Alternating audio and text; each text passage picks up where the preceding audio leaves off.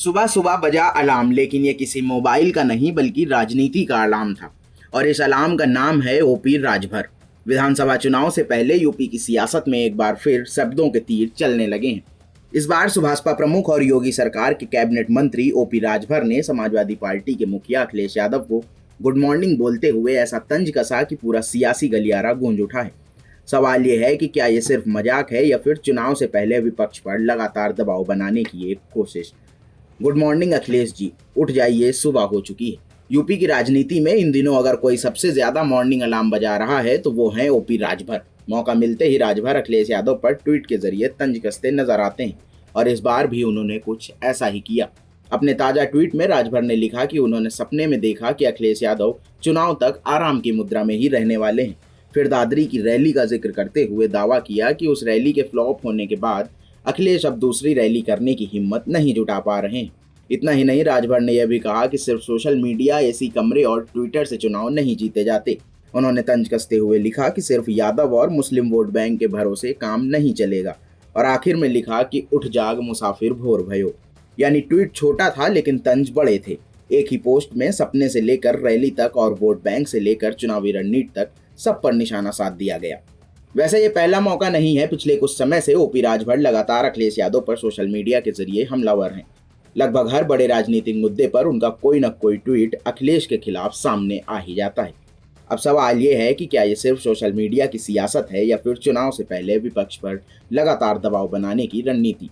फिलहाल इतना तय है कि यूपी की राजनीति में बयानों का तापमान लगातार बढ़ रहा है। अब देखना होगा कि इस मॉर्निंग अलार्म का जवाब अखिलेश यादव देते हैं या फिर इस तंज को भी मुस्कुराकर टाल देते हैं।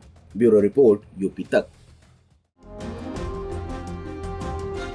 पवन जी, एक बात होती है, क्या आपको कभी ऑफर नहीं आया बीजेपी की तरफ से? बहुत बार आया। आया। कैसा आया?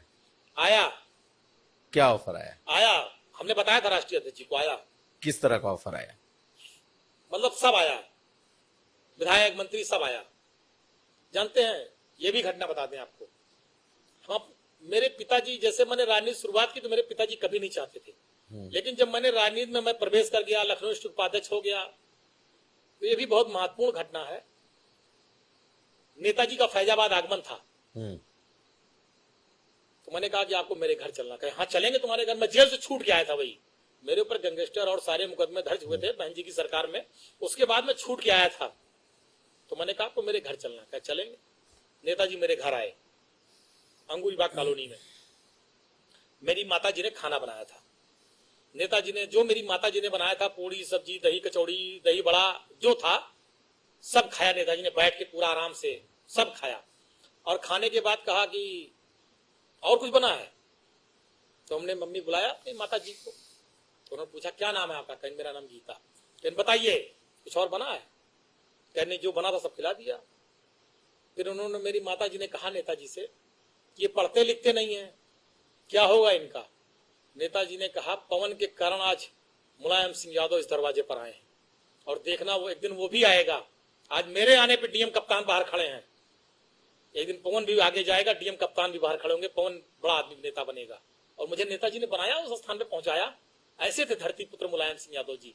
तो उसी दिन से मेरी माता पिता, मेरे पूरा परिवार का एक लगाव है नेताजी के परिवार से। जब ये सब बातें आई कुछ लोगों ने कि भाजपा वाजपा ये सब, तो मेरे पिताजी ने तुरंत मुझको फोन किया, कहा जीवन में भूल न करना, जीवन में गलती न करना।